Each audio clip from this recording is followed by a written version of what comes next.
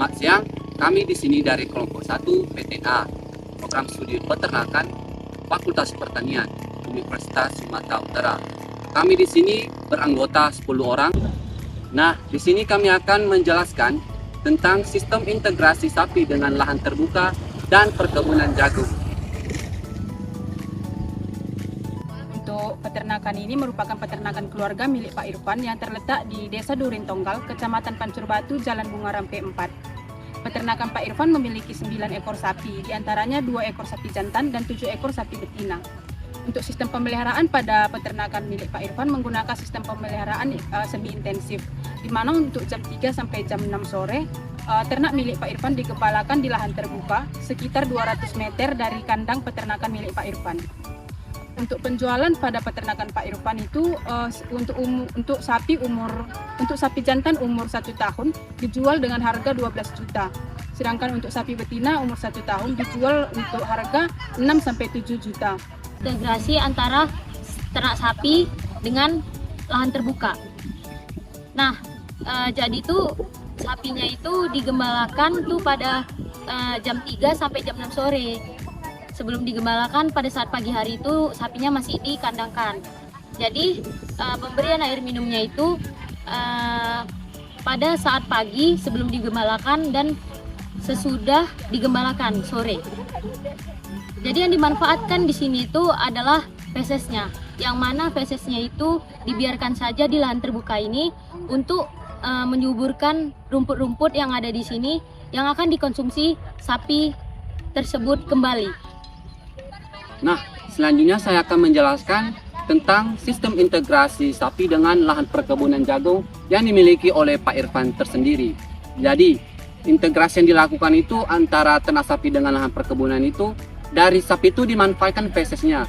Tadi kan feses atau kotoran itu jatuh sendiri di lahan terbuka yang digembalakan oleh Pak Irfan. Nanti setelah feses itu jatuh ke lahan tersebut, baru dikumpulkan dan diolah kembali oleh peternak itu sendiri, dijadikan sebagai pupuk alami untuk pertumbuhan perkebunan jagung.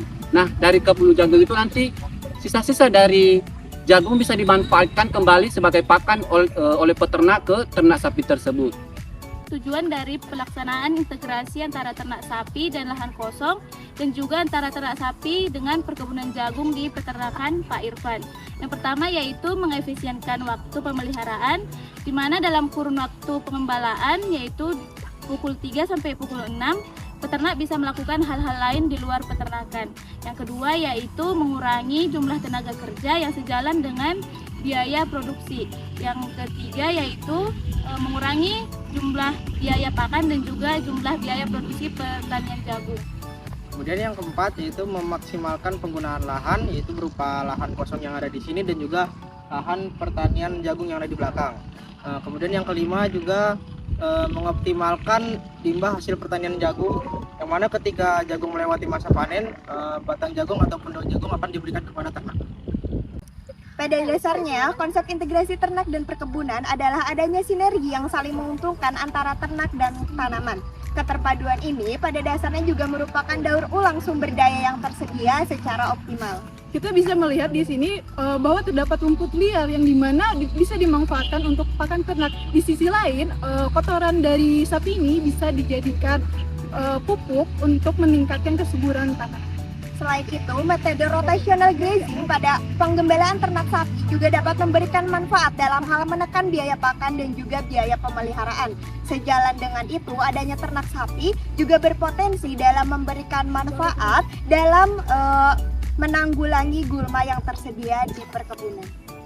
Kendala yang dihadapi pada sistem integrasi sapi dengan lahan terbuka dan perkebunan jagung. Yang pertama itu adalah tidak tersedianya sumber air yang dekat. Jadi peternak harus membawa sapinya dulu ke kandang yang berjarak 200 meter agar mendapatkan sumber air. Kemudian adanya cuaca ekstrim seperti hujan lebat yang dapat menimbulkan terganggunya pada sapi. Kemudian ada cuaca yang sangat panas atau cuaca yang panas yang berlebihan yang menimbulkan sapi tersebut mendapatkan penyakit dehidrasi. Selanjutnya ternak itu cenderung terkena penyakit parasit yang berasal dari rumput. Dan bisa menimbulkan juga yang namanya masuk angin dan menimbulkan penyakit dan menimbulkan perut sapi tersebut kembung. Dan kendala yang terakhir itu adalah jerami jagung tidak tersedia setiap saat, hanya tersedia pada saat musim panen saja.